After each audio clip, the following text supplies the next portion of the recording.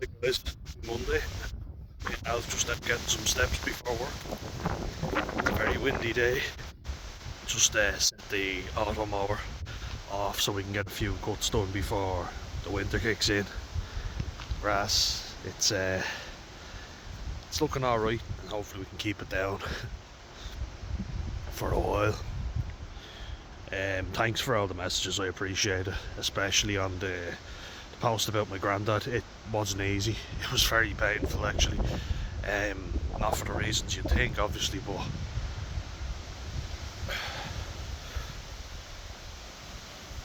you know, it might just watch for that wind to go by if it does. But yeah, all the shit that's happened and the family dynamics, it's made me look. Just had to watch a van coming by there. Alfie's all good. I was watching a video on Bat Country by Stu Nugent, and if you know him, you know him. Beard and glasses and a sleek kind of mohawk type hair. His videos have really helped me stay sober, you know. And how does this relate to my relationship with my granddad? I've decided not to attend the funeral.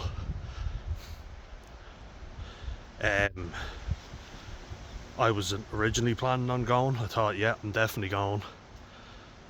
I might watch it online, but I'm not attending.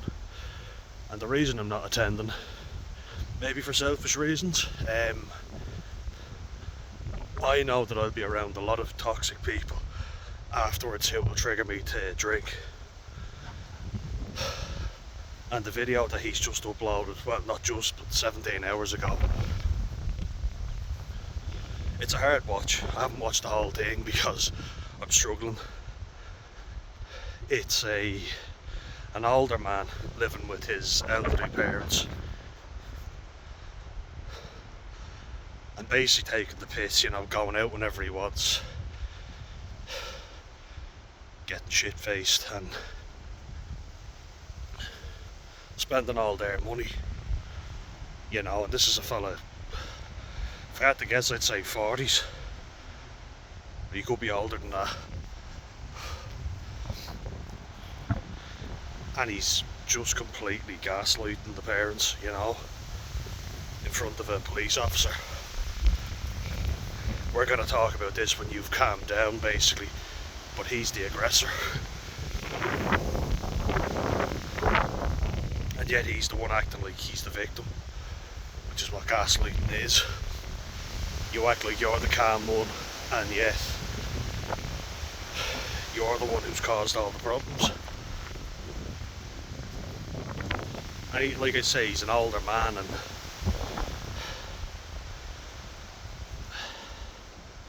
it's a hard one. It is hard to watch. It's tough, but the reason why it's hard to watch, and Stu mentions it in his video, he says because he was very much like that and could have been even worse. Yeah.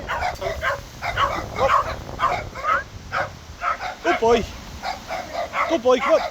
Alf. Come on. Good boy. He's a good lad. Don't mind him.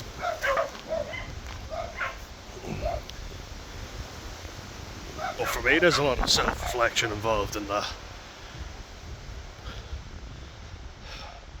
You know, I haven't spent my parents' life savings on alcohol. I haven't bled them dry. You know, I've always paid money where I could. Hasn't always been possible for me to pay lots of money, but I've been able to somewhat keep it together. You know, they never had to pay for university or school or anything apart from books, which they did, and in fairness, if anything was needed educationally, they would have paid for it. Sorry, a bit acid reflux. But I can't imagine dragging them through something like that, especially my mum. You know, my dad never saw a problem with drinking. He does too much for himself. He's the one who encouraged me to drink. I never wanted to. until he kind of forced it on me. I'm not saying he forcefully put down a gun in my mouth, but he kept going, "I'll have a drink with your old fella," you know, blackmailing me. You calm down. Tried to make a video. Yeah. Always go mental. Yeah, see you later. Au revoir. But yeah, my dad was always saying it's fine having a few drinks, you know, but then telling me I had too much after he encouraged me the whole night to drink. He's got a huge problem with drinking. It runs in families, so... And I've no doubt if I go tomorrow to that funeral, he'll be pressuring me to have a drink. And I'll be going all the way back to Wexford after the funeral, feeling miserable, you know. I'm not doing it. Might seem harsh to some. I went to my grandmother's funeral because I loved her. She was as warm and compassionate as she knew how to be. You know, and that's the thing I'm saying. Lots of people don't come from warm, fuzzy families, and she didn't. But yet she was warm and loving towards us in her own way. Wasn't perfect, no, but I appreciate that she made the effort. I can't say the same for my granddad. And I'm looking after myself for the first fucking time. I'm not listening to all the blackmail and the gaslighting that my dad would use. There's one fear of mine, one thing I was terrified of happening was turning out like him. Everyone else always has the wrong. You know, everyone else is always in the wrong. And he used my mum when it suited him and left. He left me and my brother when we were at our worst, you know. He said there was never a perfect time to leave, you know. Sometimes these things just happen. These things happen, that's what he always said. But he's used people in the same way that prick that we watched in that video was using his parents. He's self-sufficient and has done everything himself, he's self-made. That's not true. He's taken advantage of people's good nature and then pissed off when they no longer served him. Giving nothing back, you know. Nothing at all. And if I keep drinking the way that I was, very naive me to think I won't end up like that.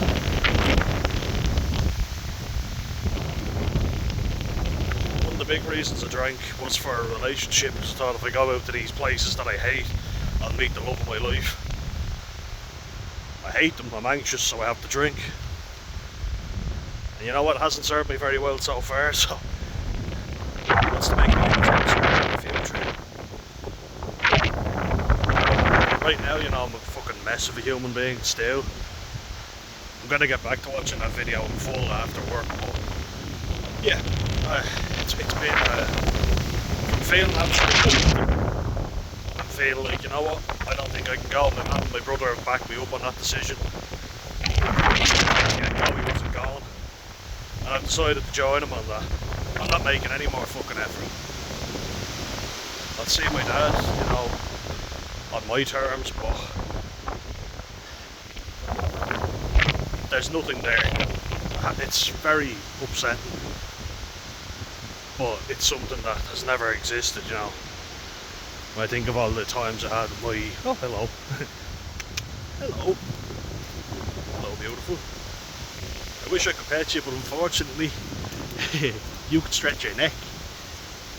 Why the long face? Ah, look at you. Hello. Ah. Hello. Ew. Sorry guys, I would pet you if I could. Ah, hello. Ah, you're beautiful. See you later guys. You're beautiful as well. Yeah, yeah. That's another thing. And that's something that's very hard for me to look at. As you can see, I'm quite a warm, affectionate person. Especially with animals. Not only do I not feel that with my own family, on my dad's side, I also, when I drink, I become a different person. There's no two ways about it. And not a good one. You know, loud, obnoxious, dirty jokes, and if that was all, you'd say fair enough, but suicide attempt and arrest, you know, you think it's funny when you look back on it now and you laugh about it, and I've laughed about it a few times, but it should be a fucking wake-up call. Finding yourself on a bridge. This year has been a year for really learning. It's been a lot. It's been painful, you know. It's been very tough. A lot of death associated with this year already. I also want to say RIP to someone else, Ricky Hatton. Great man, great boxer. Watched the documentary on him, and he was a very troubled man. You know, he suffered with his mental health a lot. People are, of course, speculating about the cause of death as they will. Having watched the documentary, I know that he had attempted suicide before, but whatever the cause, you know, I never met him, but I could feel his pain, you know, I could see he was in a lot of pain, and looking at him, it taught me that he's this tough lad from Manchester, you know, and a boxer, and yet you could see he doubted himself, you know. He had a lot of self-doubt. He used to gain a lot of weight in between fights. And some boxers do that, you know, Tyson Fury being one of them as well. He was known to gain a lot and give themselves a mountain to climb by losing it all.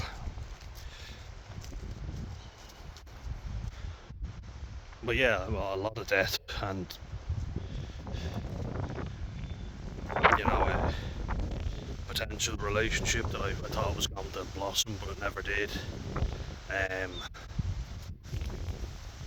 Yeah, I'm not gutted about that. You know, it was an upsetting thing.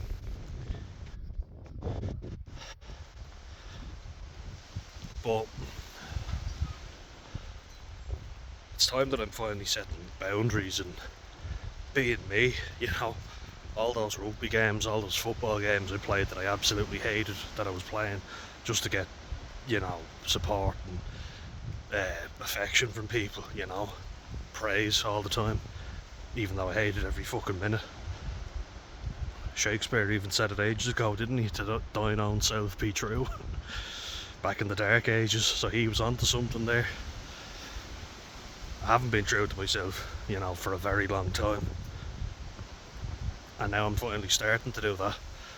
And I'd be very untrue to myself if I went to that funeral and pretended like I am grieving the loss of a loved one. Because that's not the case. You know, my dad reached out and said, he's nice, he's lonely. The rest of us couldn't be arsed going down to him, basically. You know, it's great that you're there so we don't have to be. And I was like, you know what, I do feel sorry for him. He's in his 90s now. Or he was 89 at the time. Going into his 90s, you know. And he was on his own, and as a grandson, I felt, oh, you know what, it's awfully sad, so let's give him a pleasant last few years at least, and you know, maybe something will be there, hopefully. Not expecting anything, then thinking I was getting somewhere, and unfortunately having a crushing blow of he hasn't changed one bit, he's still the same manipulative prick. It's just that now he realises that he's close to the end and he's regretting his actions, but it looked like fear, you know, with Ebenezer Scrooge. That's what I always thought of. I actually used to nickname my granddad Scrooge. But he just couldn't change. It was too little too late. I'm doing what's right for me, you know. If you don't want to go to someone's funeral, you shouldn't have to. You go to mourn the loss of a loved one. That's what you do it for. And it doesn't matter who that person is. If it doesn't feel right for you, don't do it. And I've made a lot of progress because I've changed my mindset. And I don't want to drink. And I know I'd be very tempted if I go to this. And it'd be very hypocritical of me as well. You know, where I say change the environment. well, that's an environment for me. You know, I was even thinking of it. I was thinking, oh yeah, I'll have a few points with the family to celebrate, or not celebrate, but mourn. You know, I was like, ah, yeah, sure, I'll have a few and it'll be fine. I was like, no, you cannot think like that. That's what got you into the mess you were in the first place. You know, you can't fucking do it. So no, I'm not putting myself in that environment.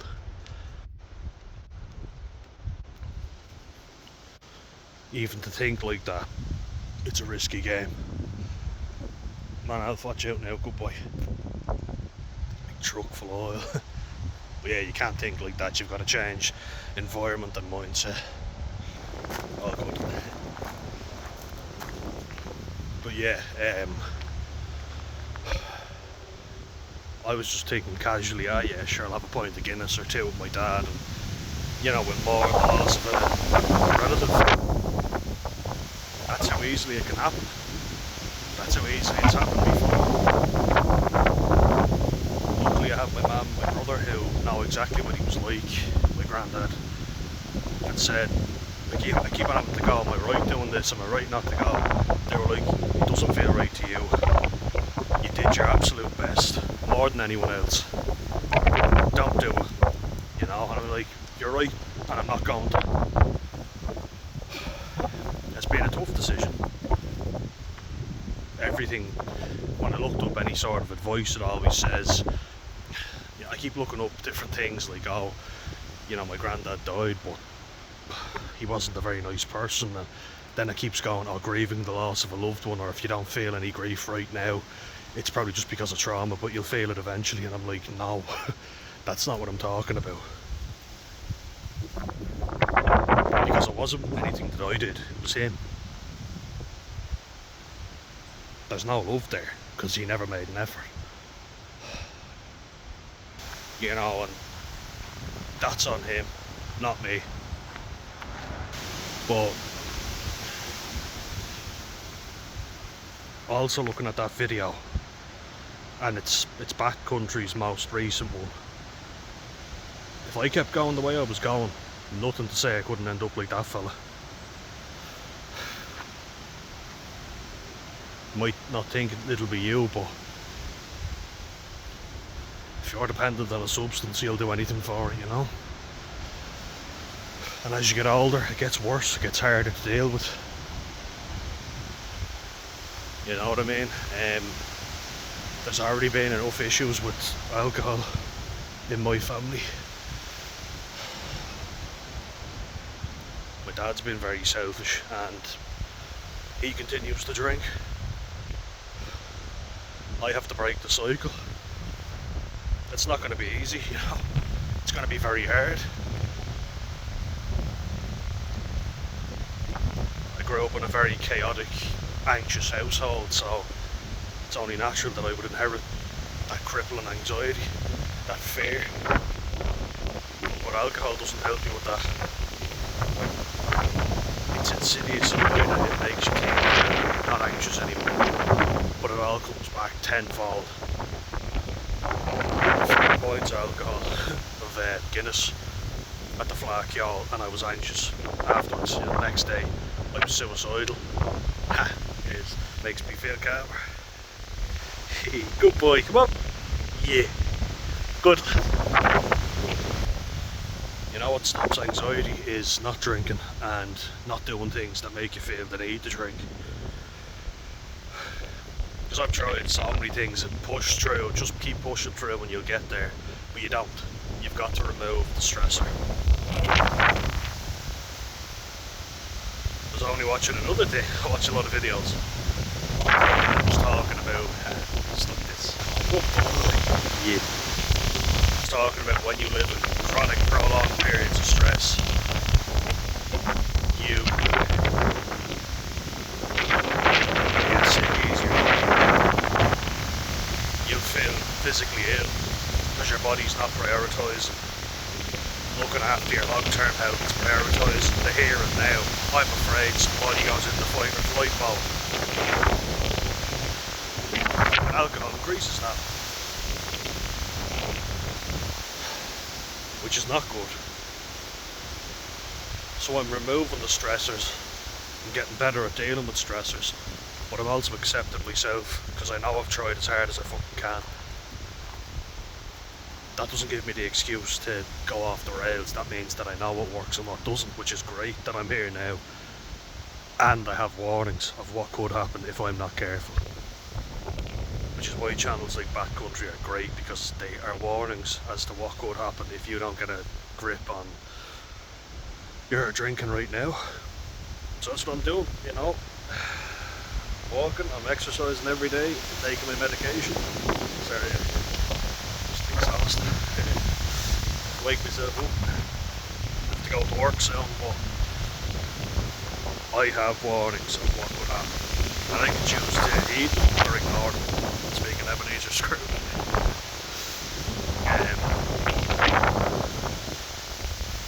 I feel a bit sad, I won't lie, but I know it won't last forever. The best thing I can do is keep working, keep exercising. You know, small, moderate exercise, that's all. You know, I don't need to run a marathon and do all this stuff. I was annoyed, just wanted to run 2 miles every day from the out of house, got sick, did it, but that's all that I had, and I couldn't unfortunately do because I was sick for the first 10 days of September. But there will be more goals, and that I can achieve, so onwards and upwards, guys. Do what's right for you, you know.